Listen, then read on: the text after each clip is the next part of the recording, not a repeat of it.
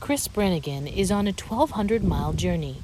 He's taking it one step at a time. I think I've taken about 65,000 steps a day. His mind racing with each quiet mile.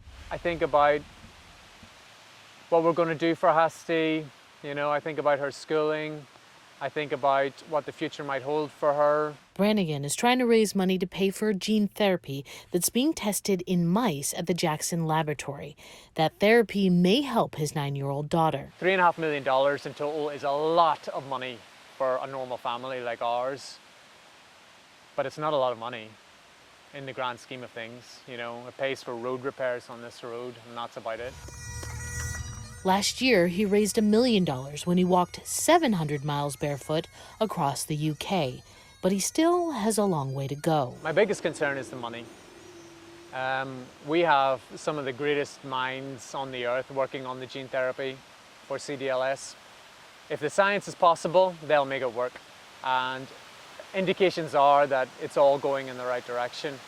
My real fear is that we create something, we know it's safe, we know it works, but we just don't have enough money to give it to kids. I think that would be an absolute travesty. Although the nonprofit he and his wife created called Hope for Hasty has received tremendous support, it's also been criticized for its narrow focus. There are lots of charities that represent single causes or single conditions, and that's not unusual. Our aim in the CDLS community is unique. We want to get right at the heart of the condition. We want to treat the mutated gene with gene therapy because we think that that will improve health and lifespan for those who receive it. CDLS is estimated to affect 1 in every 10,000 births. Patient populations are so small that it never attracts any money from pharmaceutical companies, from governments, from healthcare systems.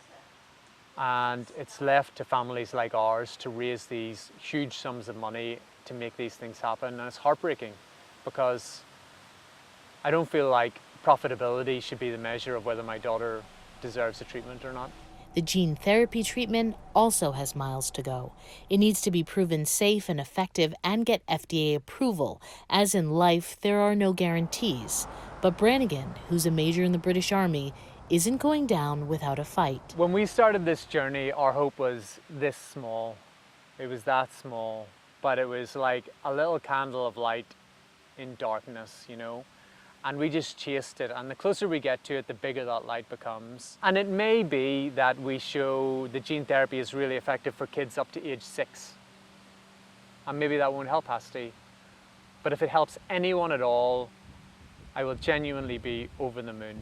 Time is of the essence, and so, when he can, Brannigan picks up the pace. Hasty's lovely and bubbly. We don't want her to go backwards. We're really frightened of that, which is why we're in a race against time to give her the gene therapy. With just his sign and his military backpack, Brannigan has been camping out on people's lawns and surviving off of the kindness of others. More than once I've got to the end of a day and someone's pulled up and said, "Hey, do you have somewhere to stay?" And I've said no, and they've said, "My house is right here, just like we'll help you. You put your tent in the garden, we'll feed you, you can use the bathroom." He's not completely alone. Hasty's teddy bear, this is Adam. I asked her, could I take Adam? And she said no. And I said, please, I need company. And she felt sympathy for me. So then she said, okay.